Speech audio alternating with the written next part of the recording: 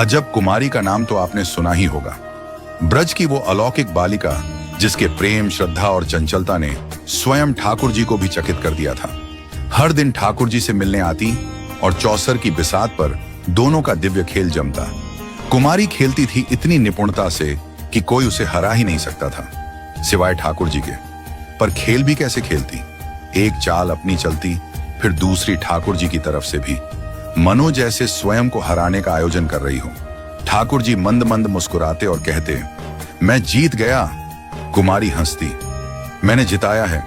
रोज यही होता, वो हार जाती, ठाकुर जी जीत जाते। पर उस हार में भी उसका मन जीतता था, क्योंकि वह जानती थी मेरे ठाकुर जी खुश हुए। लेकिन एक दिन कुमारी ने कुछ और ही सोच रखा था।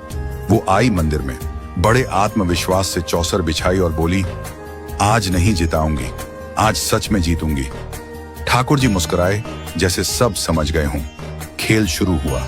अजब कुमारी पासे ऐसे फेंकती जा रही थी कि ठाकुर जी एक एक चाल में फंसते जा रहे थे।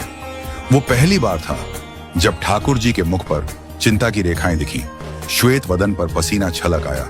मंदिर के सारे सखा, सेवक, भक्त सब स्तब्ध थे।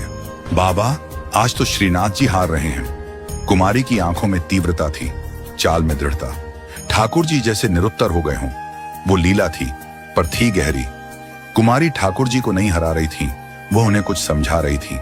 आखिर में जब ठाकुर जी बिल्कुल हारने को आए, कुमारी मुस्कुराकर बोली, ठाकुर जी हार गए ना, थक गए। ठाकुर जी चुप थे। कुमारी बोली, मैं जीत रही हूं, लेकिन आपको हारने नहीं दूंगी, पर मेरी एक बात माननी होगी। ठाकुर जी मन ही मन बोले, जो तू कहेगी वह करूंगा, बस तू मुझे फिर से जिता दे।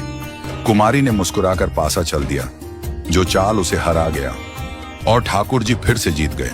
मंदिर में हर्षोल्लास फैल गया। जय श्रीनाथ जी की, हमारे लाल सर्वश्रेष्ठ हैं। किंतु उस दिन कुमारी की इच्छा कुछ और थी।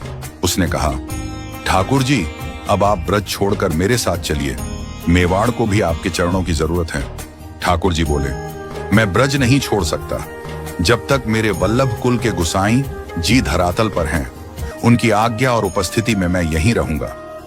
गुसाई जी ने भी भविष्यवाणी की थी, एक दिन श्री जी बाबा मेवाड़ पधारेंगे, पर जब तक मैं इस धरती पर हूं वो ब्रज नहीं छोड़ेंगे। समय बीतता गया। गुसाई जी ने जब शरीर त्यागा, तब ठाकुर जी ने कुमारी की बात पूरी करने की योजना बनाई। मेवाड़ को पवित्र करना था। मीराबाई की भूमि थी, भक्तों की आहें वहां थीं।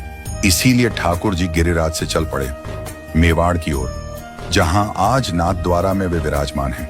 ये केवल यात्रा नहीं थी, ये थी